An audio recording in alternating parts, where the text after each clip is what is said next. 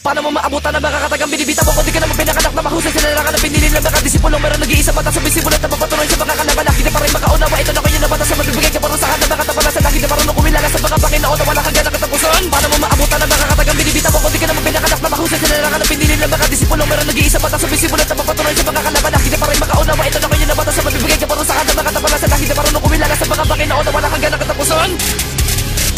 Muli na naman kaming umaatake, ipapakita na namin kung paano mag-ginagarote ang mga kalaban na hindi pa rin makasabay sa ganitong laro ay dapat na talaga nagilitan, hindi ka na makakalipag. Kahit na marami kang pag ginagamit na totoo na yakin na bumasa ka dahil hindi na ka napapayagan na makalaban ka sa mga taong kilala ka di lang na makatulin-tulin. Subukan mo man na humabol sa akin, di mo kakayanin kaya wag mo na pilitin na binin mo na kasi na nabilib ko sa akin pag ako bumikas. Para ka na binibitin na patawarig sa takay dahil muli na rin ang mga katugalin na may ganyan nangiginig. Eto na ang lakas na natili sa taas, sagas sa wakas kami ang batas malolos. Hindi ba kakita kinakapitan ng mga katagal nagmumula sa mga kritikal. Paano mo nasabi na kami kumahabol sa iyo? Sa itsura mo palaki para ka lang hinihigal, mapapaliwala lang ang makalala yung ginamit. Magbubuka na kalaban akin na pinupunoy, wag na ipagmalaki ang mga bulong nyo. Umiti kayo, magdako ka pa rin, sino di ka papatay sa amin. Sapol ka pa rin kahit na magtago ka pa sa pinakamatibin na kalasag. Di nyo na mababasa kapag ataking ginagawa ng mga sundalo. Di na ubus na tabak at may matibay na pangalan kanya. Magtigil-tigil kayo sa mga pataraya ko kaya matapos ang buhay at wag yan umasa dahil sa katanunaan kay saan labanan. Sa aming ginawang mga harang ay wala na makakadaan. Paano mo maabutan ang makakatagang binibita mo? Kung di ka naman pinakanak na mahusay sa larangan ng pinili ng mga disipulong meron nag-iisa mata sa bisimulat na mapatuloy sa mga kalaban. Hindi pa rin makaunawa, ito na kayo na bata sa magbibigay kaparusahan ng mga tapalasan. Hindi na marunong kumilala sa mga Panginoon na wala kang ganang katapusan. Paano mo maabutan ang makakatagang binibita mo? Kung di ka naman pinakanak na mahusay sa larangan ng pinili ng mga disipulong meron nag-iisa mata sa bisimulat na mapatuloy sa mga kalaban. Hindi pa rin makaunawa, ito na kayo na bata sa magbibigay kaparusahan ng mga tapalasan. Hindi na marunong kumilala sa mga Panginoon na wala kang ganang katapusan.